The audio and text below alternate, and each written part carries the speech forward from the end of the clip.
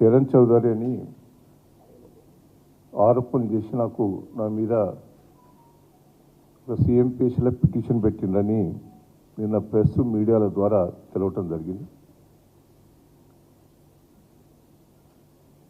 ఆ చరణ్ చౌదరి నాకు ఎలాంటి సంబంధం లేదు, ఆయన ఎవరో కూడా తెలియదు నాకు. మొన్న ఆయన విచారిస్తే ఆయన బీజేపీలో ఉండేది, ఈయన ఈ ల్యాండ్ దందాలు మోసాలు చేస్తుందని పార్టీ వాళ్ళు హైకమాండ్ చెప్తే వాళ్ళు పార్టీ నుంచి కూడా అతన్ని సస్పెండ్ చేయటం కూడా జరిగింది. సరే, ఆయన గురించి కూడా నిన్న చాలా విషయాలు కూడా తెలుసుకున్నాం. ఈయన రియల్ ఎస్టేట్ బిజినెస్ ఏదో చేస్తాడట. NRIస్ను నా దగ్గర పెట్టుబడి పెట్టాలని, NRIస్ దగ్గర చాలామంది దగ్గర నాకు 150 ఎకరాలన్నది, 130 ఎకరాలన్నది, 350 ఎకరాలన్నాయని అన్ని డాక్యుమెంట్స్, దొంగ డాక్యుమెంట్స్ సృష్టించి NRIస్ దగ్గర చాలామంది దగ్గర డబ్బులు తీసుకున్నాడు. ఆ డబ్బులు తీసుకుని అందరికి కూడా మోసం కూడా చేయటం జరిగింది. సరే, NRI ఒక విజయ్ అంటేనే ఆయన 5 కోట్లు తీసుకున్నాడట. ఆయన దగ్గర 4 నెలల బట్టి 6 నెలల బట్టి తిరుగుతూనే ఉన్నాడు. ఇస్తా అని అంటున్నాడు. ల్యాండ్ లేదని తేల్చిపోయింది. దొంగ డాక్యుమెంట్స్ అని ఆ విజయ్కి తెలిసిపోతే ఆ విజయ్ నా పైసలు నాకు ఇవ్వని కూడా ఆయన చుట్టూ తిరిగిండట. ఆయన పైసలు ఇచ్చే పరిస్థితి లేకపోతే ఆయన పోలీస్ కంప్లైంట్ చేయటం జరిగింది. ఆ పోలీస్ కంప్లైంట్ లోపల వాళ్ళు పోలీసు వాళ్ళంతా ఎంక్వైరీ చేస్తే దగ్గర రూపాయి లేదు, ఆ డబ్బులు ఇచ్చే పరిస్థితి కూడా లేడట. ఆ డబ్బులు ఇవ్వకపోతే నా డబ్బులు నాకు ఇవ్వనంటే ఆఖరికి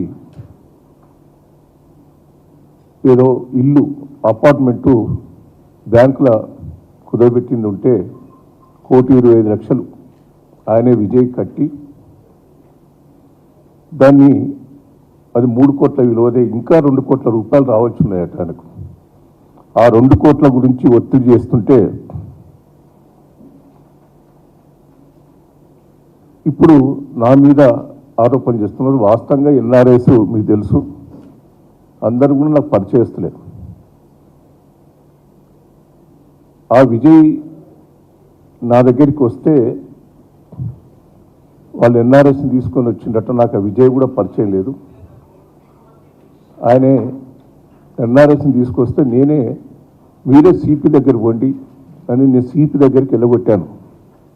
ఆ CP గారే చొరవ పెట్టి ఆ డాక్యుమెంట్ చూసి అతడు ఆ ఇల్లు రిజిస్ట్రేషన్ చేయించిండని తెలుస్తున్నది. ఇది వాస్తవ పొజిషన్. ఆయన మీద కూడా మీరు చూడండి, శరణ్ మీద కూడా చాలా కేసెస్ ఉన్నాయి. దొంగ డాక్యుమెంట్స్ ఇచ్చిన కేసెస్. అదే తిరిగా ఈయన కంపెనీ పెట్టి ఇండస్ట్రీ పైన రాధార్ TMPC సీల్ సప్లై చేయటం, అందులో bogus petitions, cheque letters, cheque bank గ్యారెంట్లు అన్ని కేసెస్ ఉన్నాయి. ఆయన భార్య కూడా పాస్పోర్ట్ కూడా రద్దు చేశారు, భార్య పేరు మీద కూడా. అంటే ఇవన్నీ కేసెస్ కూడా ఉన్నాయి. ఇంకా పోలీస్ స్టేషన్లో చాలా కేసెస్ ఉన్నాయి ఆయన మీద.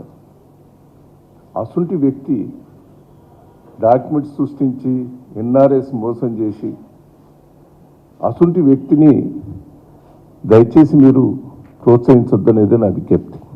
ఇంకా చాలామంది NRIస్ను మోసం చేసిన వ్యక్తి ఆయన.